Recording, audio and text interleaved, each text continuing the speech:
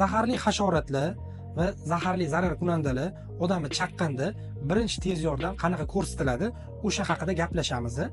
Birinchisi, o'sha misol uchun hasharotlar, pashsha, chivin, ari yoki bo'lmasa burga, kana, yana shunga o'xshagan chaqadigan hasharotlar chaqsa, birinchi tavsiya qilinadigan narsa oddiy o'sha o'zimiz zvyozdichka bo'ladi va psilobalzam tavsiya qilinadi. Agar sizni chayon yoki ilon yoki o'rgimchakning ba'zi bir turlari bor, ya'ni o'sha juda ham zaharli bo'ladi, o'shalar chaqadigan bo'lsa yoki kattaroq arilar chaqadigan bo'lsa, ya'ni qovoq ari chaqadigan bo'lsa, dektametazon tavsiya qilinadi yoki bo'lmasam natriy sulfat yoki natriy xlor birga o'sha aralashtirib kapelnitsa qilish tavsiya qilinadi. Sizga videomiz manfaatli bo'lgan bo'lsa, shunaqa ma'lumotlar qiziq bo'ladigan bo'lsa, profilimizga obuna bo'lib qo'ying va bizani kuzatishda davom eting.